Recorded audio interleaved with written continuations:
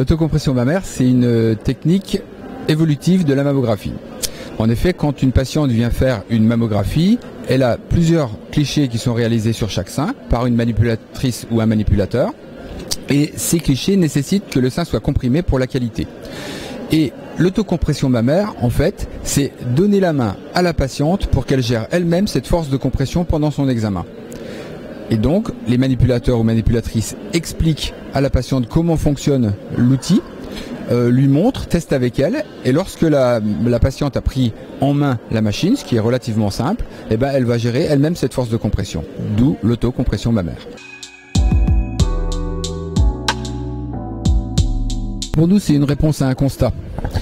Donner la main aux patientes pour ces mammographies, c'est répondre au fait qu'un certain nombre d'entre elles sont réticentes à l'examen de mammographie parce qu'elles ont un vécu personnel qui a été difficile en termes d'inconfort ou voire de douleur sur une mammographie, ou bien alors une inquiétude par rapport à la compression à venir pendant la mammographie, parce qu'elles ont des douleurs au sein, parce qu'elles ont entendu des choses dans les salles d'attente qui leur ont fait peur, ou vu sur les réseaux sociaux des choses qui leur ont fait peur aussi. Et donc, proposer cette autocompression, ça peut être une solution pour dépasser ces peurs. Dans l'état actuel de nos connaissances, la compression en mammographie est essentielle pour la qualité de l'image et notamment pour la détection des lésions de petite taille. Et ça, c'est très important au dépistage. En fait, la compression, elle permet de diminuer l'épaisseur du sein, d'améliorer les contrastes, de réduire les flous et de réduire, pour finir, la dose reçue par les patientes pendant l'examen. Toutes ces dimensions sont très importantes pour nos patientes. En fait, il y a une dizaine d'années, une manipulatrice a émis l'idée de donner les commandes à la patiente pour comprimer elle-même son sein. Parce qu'il fallait faire un travail scientifique sérieux et pas changer des techniques qui étaient éprouvées au risque de perdre de la qualité, nous avons en équipe, radiologues, cadres, manip, radio et services de recherche clinique, mis en œuvre un projet de recherche clinique avec 5 autres établissements en France qui utilisent d'ailleurs des mammographes de marques différentes d'une autre. Et ainsi, on a une vision globale.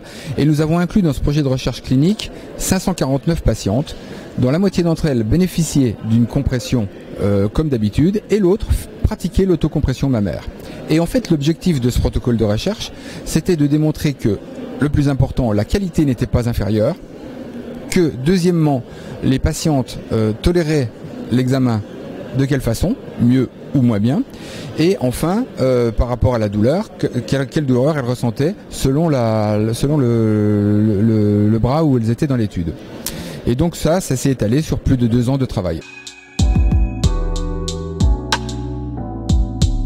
Et les résultats sont très probants, puisqu'en fait, on se rend compte que les femmes compriment plus quand elles gèrent elles-mêmes la force de compression que quand c'est nous qui le faisions, et que non seulement elles compriment plus, mais en plus, elles ont moins mal. Elles expriment qu'elles ressentent moins de douleur ou d'inconfort.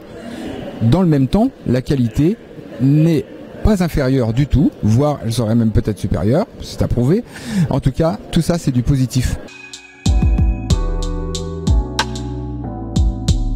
La généralisation au sens de l'obligation de mettre en œuvre cette pratique, non, c'est pas l'objectif. C'était pas l'objectif de l'étude, c'est pas l'objectif aujourd'hui. En revanche, que cette technique puisse être proposée à beaucoup de patientes, oui. En premier lieu, cette technique d'autocompression mammaire pourrait s'adresser aux patientes qui le souhaitent. Donc celles qui exprimeraient le désir d'autocomprimer leur sein pourraient en bénéficier. Deuxièmement, notre expérience nous fait détecter les patientes qui sont réticentes à l'examen lorsqu'elles sont présentes.